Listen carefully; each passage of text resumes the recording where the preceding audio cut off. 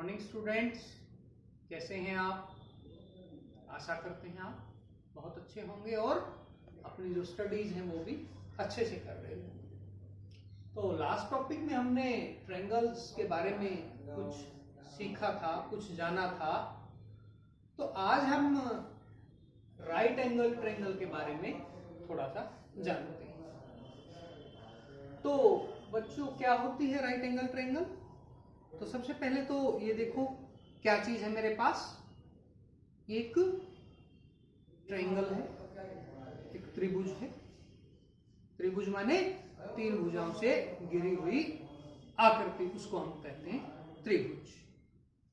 और right angle triangle का अर्थ हुआ हमारा समकोण त्रिभुज। ये हुई हमारी समकोण त्रिभुज। तो समकोण त्रिभुज का अर्थ होता है जिस त्रिभुज में कोई एक कोण समकोण हो। समकोण का अर्थ है 90 डिग्री का एक कोण हो। तो हम एक त्रिभुज ड्रॉ करते हैं, बनाते हैं।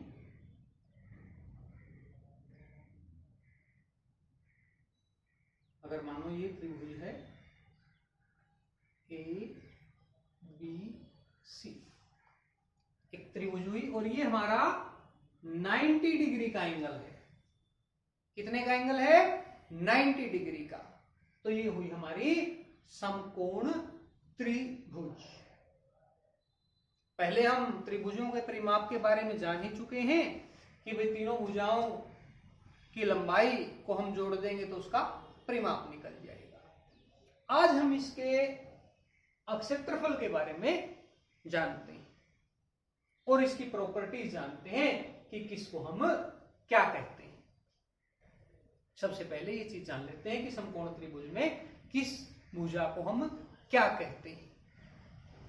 तो सबसे पहले ये आधार है। आधार वही होता है जिसके ऊपर कोई चीज बनी होती है, खड़ी होती है।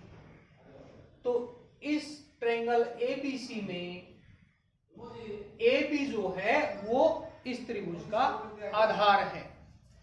इस त्रिभुज का जो आधार है वो AB है और जो एंगल CAB है वो एक राइट एंगल है। आधार हुआ AB, क्या हुआ? इस त्रिभुज में आधार है हमारा, बेस हम जिसको कहते हैं, और AC जो हमारा है वो हमारा लंब है, वो लंब। और जो BC है वो क्या है? हमारा इस त्रिभुज का कर्ण। क्या है? कर्ण। हमेशा 90 डिग्री का जो कोण होगा उसके जो सामने वाली भुजा होगी त्रिभुज में उसको हम कर्ण कहते हैं। आधार जिस पे त्रिभुज बनी होती है हमारी, लंब जो 90 डिग्री का एंगल जिसके साथ आधार के साथ अटैच होता है उसको हम लंब कहते हैं, और जो 90 डिग्री के एंगल के सामने वाली जो हमारी भुजा होती है वो हमारा कर्ण। क्लियर सभी को बच्चों? हाँ। तो एक सूत्र और हम नेक्स्ट क्लास में करेंगे कि आधार की हमें लंबाई दी गई हो तो कर्ण की लंबाई कैसे निकालेंगे, कर्ण की दी गई हो तो आधार की या दूसरी भुजा की लंबाई अगर निकालनी हो तो उसको कैसे ज्ञात करेंगे। तो आज हम इसका क्षेत्रफल निकालने का जो सूत्र है उसको जानते हैं। अगर मानो इसकी लंबाई A सेंटीमीटर है या X सेंटीमीटर है, 5 सेंटीमीटर है, तो इस त्रिभुज का हम क्षेत्रफल आज ज्ञात करने की क्षेत्रफल कैसे ज्ञात करते हैं, समकोण त्रिभुज का क्षेत्रफल कैसे ज्ञात करते हैं? जब हमें आधार दिया हो, आधार कि उसके आधार की जो लंबाई है वो कितनी है, तो उससे कैसे ज्ञात करें? तो हमारे पास सूत्र होता है 1/2 A स्क्वायर, यानी कि 1/2 गुना में आधार का वर्ग, वो समकोण त्रिभुज का क्षेत्रफल निकलता है।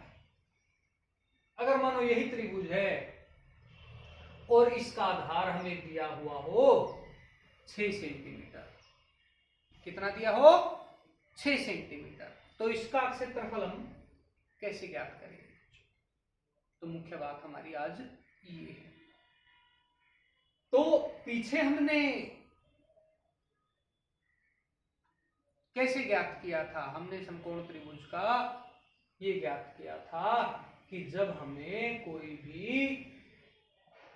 वर्ग दिया होता है तो वर्ग का क्षेत्रफल हम भुजा का वर्ग करते हैं। ये हमारे पास वर्ग था, भुजा का क्षेत्रफल करते हैं, तो लगभग ऐसा रहता है, अगर ये वर्ग है और ये इसका विकर्ण है तो इसमें 2 राइट एंगल ट्रायंगल बन जाती है। तो इसका सूत्र था हमारा ए स्क्वायर वर्ग का, और अगर इसमें 2 है आकृति, अगर एक आकृति का निकालना है तो ये हमारी एक समकोण त्रिभुज हुई, तो इसका हम हाफ कर देते हैं, हाफ ए स्क्वायर। इस प्रकार से हम राइट एंगल ट्रायंगल का क्षेत्रफल ज्ञात कर सकते। क्लियर है बच्चों ये आपको चीज कि कैसे हुआ ये 1/2 ए स्क्वायर, क्योंकि जो वर्ग था भुजा का वर्ग वो क्षेत्रफल निकलता था वर्ग का, और ये आधा वर्ग है, ये है ना 2 आकृति, ये बिल्कुल इसका आधा रह गया, आधा वर्ग रह गया ना, तो इसका 1/2 ए स्क्वायर। क्लियर यहां से भी आपको एक चीज? तो क्षेत्रफल अगर मानो 6 सेंटीमीटर आधार वाली भुजा है इसकी, उसका आप कैसे निकालेंगे क्षेत्रफल? तो 1/2 गुना में 6 का वर्ग, यानी कि क्या हुआ हमारा ये 1/2 गुना में 6 गुना में 6, 2 तिये 6, 6 तिये 18 वर्ग सेंटीमीटर। इस त्रिभुज का क्षेत्रफल हमारा आया 18 वर्ग सेंटीमीटर। क्लियर? और अगर ये दे रखी हो 10 भुजा, तो उसका कैसे निकालेंगे? जिसकी भुजा 10 सेंटीमीटर हो उसको कैसे निकालेंगे? 1/2 गुना में 10 का वर्ग, यानी कि 1/2 गुना में 10 गुना में 10, 2 पंजे 10, 5 10, 50 वर्ग सेंटीमीटर। जब हमने सूत्र जान लिया है तो क्षेत्रफल निकालने में कोई हमें ज्यादा समय नहीं। तो समकोण त्रिभुज वह त्रिभुज जिसमें एक कोण 90 डिग्री का हो उसको हम समकोण त्रिभुज कहते हैं। इसकी विशेषताएं, ये आधार होगा, ये लंब होगा, ये कर्ण होता है, 90 डिग्री के सामने वाली भुजा को हम हमेशा कर्ण कहते हैं।